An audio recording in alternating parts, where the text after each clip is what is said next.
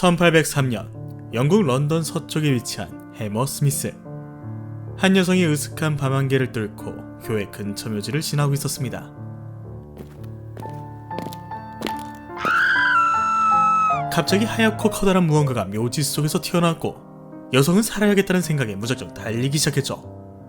그런데 그때 그 하얀 무언가는 엄청난 속도로 달려와 그녀의 목을 잡았고 결국 그녀는 사망하고 맙니다.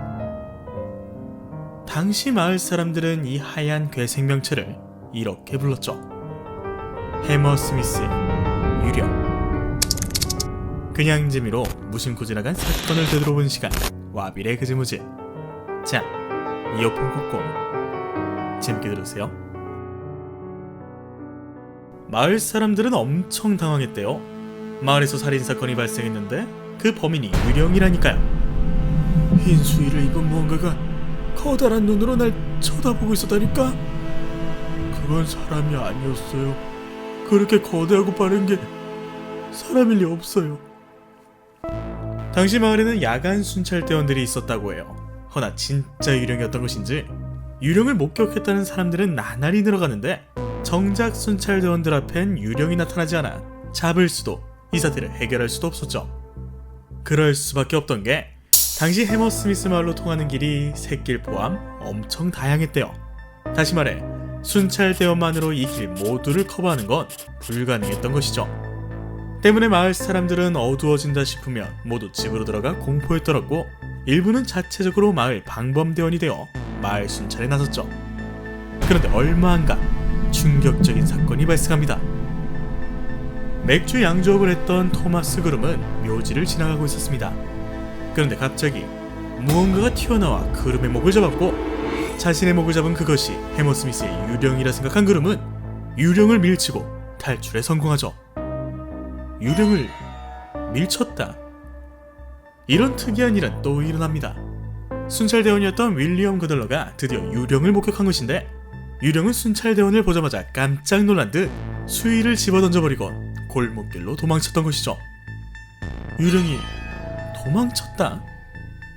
그때부터 순찰대원을 포함한 일부 마을 사람들은 유령이 어쩌면 사람일지 모른다고 추측합니다.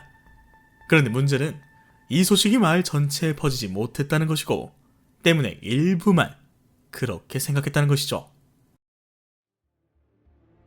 1804년 1월 3일 그날 밤도 마을 사람들은 순찰을 돌았어요. 그날 밤 순찰자 중 하나였던 프랜시스 스미스 손엔 산탄총이 있었죠. 그렇게 밤 10시, 10시 30분, 11시 총소리를 들은 야간 순찰대원 거들러와 이웃 주민 2명이 총성을 향해 달려갔고 스미스가 쏜 새하얀 유령이 바닥에 누워있었습니다. 그런데 뭔가 이상했죠. 유령의 하얀 천에 붉은 피가 스며들고 있었거든요.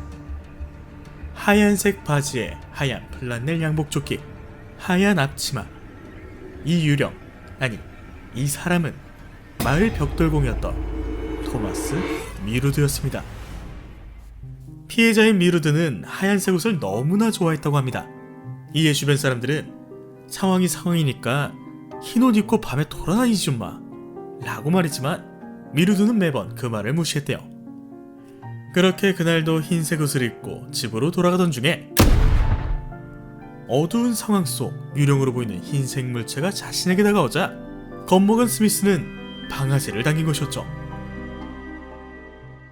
스미스는 그렇게 미루드를 살해한 혐의로 재판에 회부됩니다.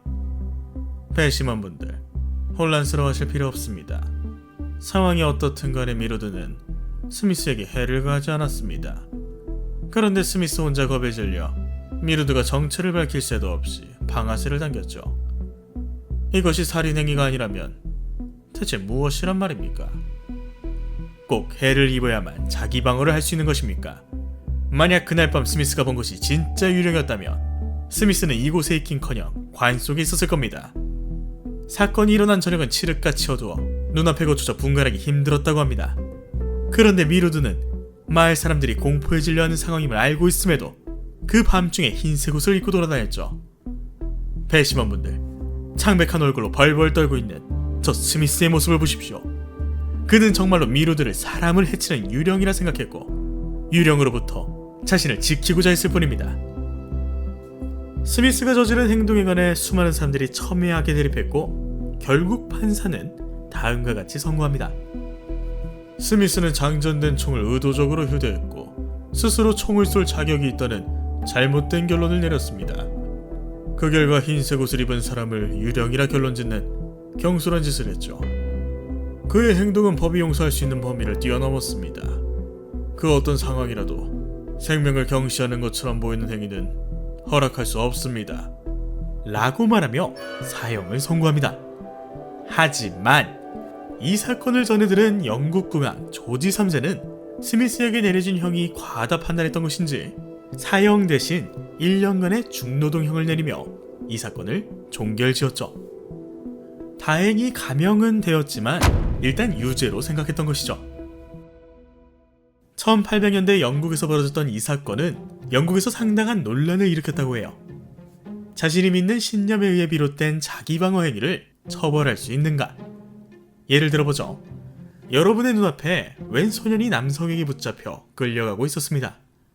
아이는 연신 살려달라며 소리치고 있었고 당신은 아이를 구하기 위해 남성에게 다가갔죠. 하지만 남성은 나는 경찰이다 신경 쓰지 말아라 라며 당신을 거칠게 밀치곤 다시 아이를 끌고 갑니다. 이에 당신은 남성에게 본인이 경찰임을 증명해보라 했지만 남성은 당신을 밀어내며 여전히 무시했죠. 결국 당신은 남성과 몸싸움을 했고 그 결과 남성은 이가 빠지는 등 심각한 부상을 입게 됩니다. 그렇게 소년을 구해 뿌듯해하는 당신에게 남성은 말했죠. 왜 자꾸 강도짓을 한 소년을 구하려는 겁니까? 당신도 소년과 한패입니까? 당신은 사람을 패고 싶은 사람이 아닌 구하고 싶었던 사람입니다. 하지만 상황을 따지고 보니 당신의 생각과 믿음은 애초에 잘못된 것이었고 결국 강도를 잡은 선량한 사람을 폭행한 사람이 되었죠. 이 경우 당신의 행동은 유죄입니까? 무죄입니까? 놀랍게도 이 이야기는 1983년 영국에서 벌어진 실제 사건이에요. 또한 이 사건은 우리가 앞서 알게 된 해머스미스 유령 사건과도 너무나 닮아있죠. 자신이 믿는 신념에 의해 비롯된 자기 방어 행위를 처벌할 수 있는가? 1803년 영국에서는 이를 유죄로 판단했어요. 상황이 딱한 건 알겠지만 죄는 저질렀다는 것이죠. 하지만 180년이 지난 1983년 영국에서는 이를 이렇게 판단합니다. 자기 방어권을 행사하는 방어자는 그 신념과 믿음이 방어자가 행하는 행위와 논리적으로 연관이 있어야 한다. 쉽게 말해 당신이 남성을 폭행할 때 가졌던 믿음과 이유를 논리적으로 설명 가능하다면 무죄라는 것이죠. 당신은 소년을 끌고 가는 상황을 납치로 믿었고 남성을 말렸습니다. 하지만 남성은 그 상황 속에 본인을 경찰관이라 속였고 당신을 거칠게 밀었죠. 이러한 상황은 당신의 잘못되었지만 선량한 믿음을 더욱 견고하게 만들기 충분했고 소년과 당신을 보호하고자 당신이 저지른 자기 방어 행위는 정당했다는 것이죠. 때문에 이 사건 속 남성을 폭행한 윌리엄스라는 남자는 항소심에서 무죄를 선고받아요. 자신이 믿는 신념에 의해 비롯된 자기 방어 행위를 처벌할 수 있는가? 여러분의 생각은 어떠신가요? 지금까지 해머 스미스의 유령이었습니다.